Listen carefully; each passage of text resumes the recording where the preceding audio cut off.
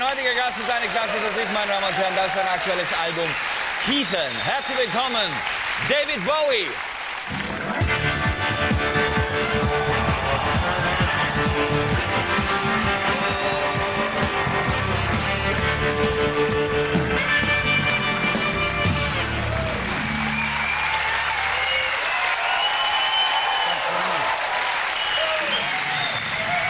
Thank you. Wow, that's great. We could have sold thousands of tickets for tonight.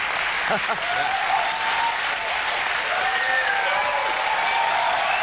Thank you.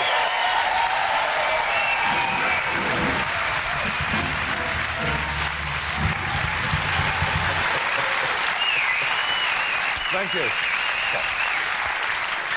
So you see, what's the right place to choose Cologne to I do could your actually only go concert? around and sell the album right now, couldn't I? Yes, but it's very successful already commercially. Unbelievable. It started place 4 in our charts. It's been like this throughout Europe, and it went in at like 14 in America. It's fantastic. Yes. So, you know, people love you. They almost go crazy. Cologne is the only place where you're playing your concert tomorrow. The concert it was sold out in 45 seconds. Did you know that? I think that's extraordinary. Yeah. Absolutely extraordinary. Have you been to Cologne before? Well, mind you, there's only 15 people in the audience, so 45 seconds. Long ago. Thank God you speak English. So, have you been to Cologne before? I have, yes, but I haven't been there for maybe, since 79, 1980. Something like that. Long time. Long time ago. Was But I it- used to, for a while, I was living between New York and Berlin in the late 70s. Yeah. So I used to come to Germany a lot, and I had a great time in Berlin. This is, of course, when the wall was still there. So it's a different kind of vibe. Was that I the time? suppose. Was it the time when you lived with your old friend James Osterberg? James Osterberg, yeah, Iggy Pop. There were about 3 or 4 of us. There was Jimmy and his girlfriend, and there was myself and one other. We had our apartments in the same block on, it was called, if I remember, Hauptstrasse, 155 in Charlottenburg. That's how I used to go. You get very drunk and Hauptstrasse, 155 when you get home. We had a great time, and I remember none of us had any money then because either we'd been ripped off or, you know, dealings had gone wrong, and we were all pretty broke. And the 3 of them, it was my birthday coming up, they clubbed together and they got me an old 1955 Mercedes. It was rusted completely, so we got in it, and our feet just went through the floor. We went around Berlin in that, and I remember we dropped Iggy off at a club one night. It was, I think, one of the anniversaries of the wall being put up, you know. And he went to a punk club, and he came back later and he said, it was amazing. They'd made a birthday cake in the shape of the wall, which went all the way around the room. And at 12 o'clock at night, they jumped on it and ate it. For real. Yes. It was, they made this, the entire wall, and then ate it, and he said it was singularly the most moving moment in Berlin that he had spent, because there was something really quite ideological about it, you know? Yes. And of course, later on, it really... It was especially for him, for his birthday. No, it was the celebration of the wall, Yeah. of the anniversary of the wall going Yeah. up, you know, and it was, he said it was the strangest thing. And of course, that's virtually what they did, and they didn't eat it, of course. Well, I know one person who tried eating it, but he was stoned, but he was... So now you came back to Europe on the QE2, yes? Well, not here, because there's no of river, course. but... Just but if I could have, I would have. But you travel on the QE2, yes, yeah? but the other direction, from Southampton to New York, and you came from New York to Southampton. That's right, yeah. They're 2 different captains. Yes. One only knows how to get to Southampton. I think that's true. What was the average age on the QE2 this time? 114. Yes. Something like that. Mainly widows. Really? No, it's changed a lot. Because I first went 30 years ago. Yeah. And in those days, it really was older people, older generation, all that. This time around, I noticed there was a lot more families with children, you know, because these days they have, like, things like playrooms on board. There were 5 restaurants, 3 cinemas, casinos, public library, and what television studio. What did you do on board the whole day? I read and watched DVDs. Did you walk around?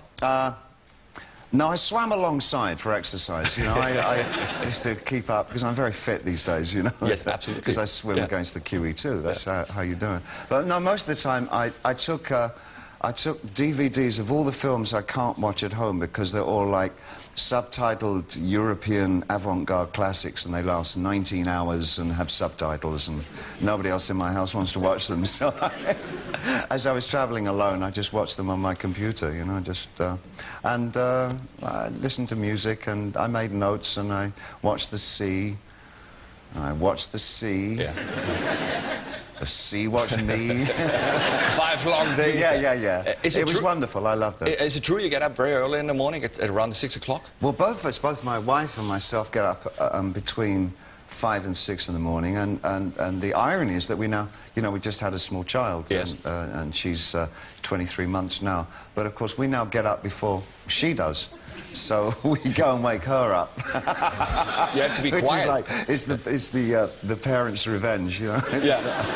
So when did your wife take Wake up!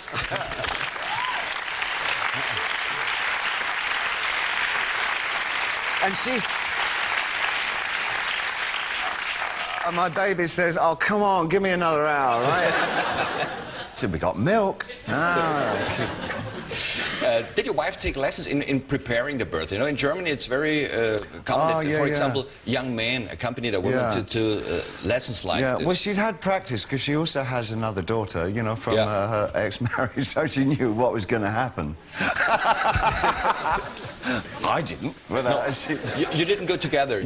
We did the breathing things and all that. You know, the counting one and God. Did you like that? Well, it was fine and we got it down and it was absolutely exact and it was all timed and everything perfect. Yeah. And then, of course, on the actual day, it's like, oh my!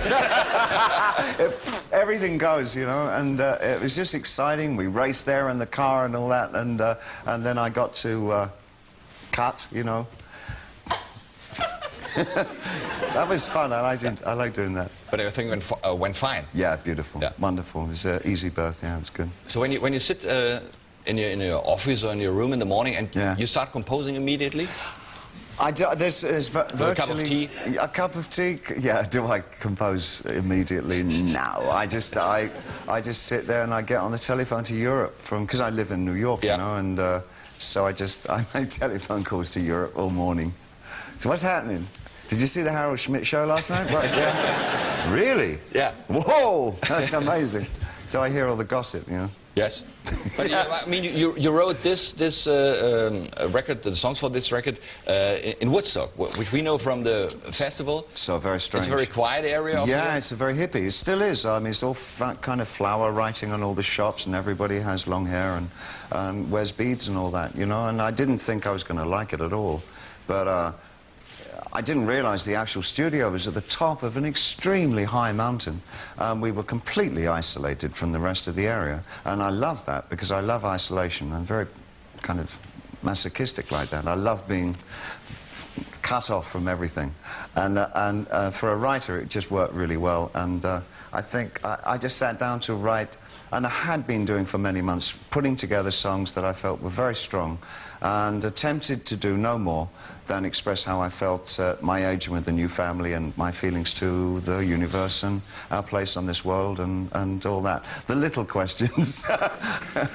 So now you're going on a little tour now in Europe? Yeah, it's just a promotion tour. I don't want to be away from my family too long. I miss my baby very much indeed, and I want to go home. Your wife stayed in America? Yes. Yeah. Well, and at the moment, coincidentally, she's over in England with the whole family, but she's going back in a few days. Yeah. And then I'll go back at the end of this month, and then we'll catch up, I guess. Okay, we do a short commercial break now, and then we hear you live here on stage. Thank you very much. David Bowie, meine Damen und Herren. Kurze Pause.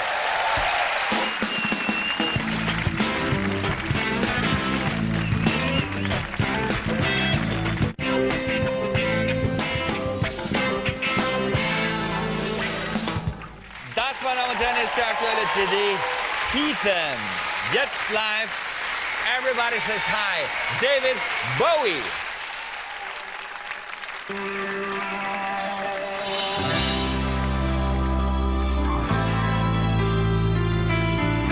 Said you took a big trip. You said you moved away.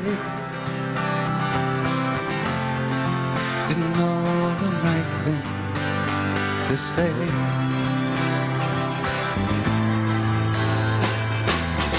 should have took a picture, something I could keep. Buy a little frame, something cheap for you. Everyone says hi.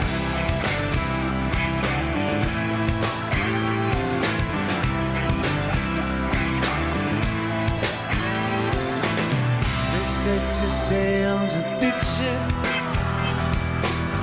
They said you sailed away. I didn't know the right thing to say.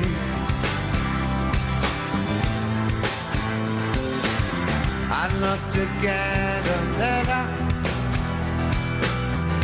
love to know what's what. I hope the weather's good and it's not too hot for you. Everyone says hi. Everyone says hi. Everyone says, don't stay in a sad place where they don't care how you are. Everyone says hi.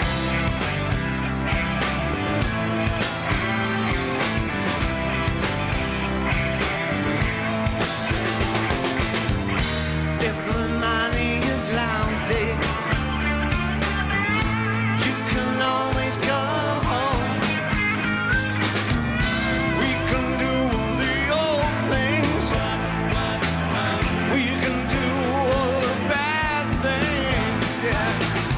If the food makes you ill, babe, you can always go home. We can do all the good things. We can do it, we can do it, we can do it. Don't stay in a bad place where they don't care how you are. Everyone says hi. Everyone says hi. Everyone says hi. Everyone says hi. Everyone says hi. Everyone says hi. I'm the girl next door. Everyone says hi. I'm the guy upstairs. Everyone says hi. Everyone says hi. Everyone says hi. Everyone says hi. Everyone says hi. And your mom and dad. Everyone says hi. And your big bad dog. Everyone says hi. Everyone says hi. Everyone says hi. Everyone says hi. Everyone says hi. Everyone says hi.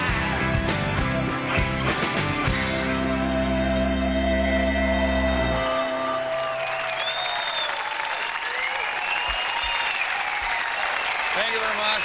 Have a good time. Please come back. David Bowie, meine Damen und Herren. Morgen Abend kleines Sender des Großstadt 1 Sommerfestival. Schönes Wochenende bis Dienstag. Tschüss.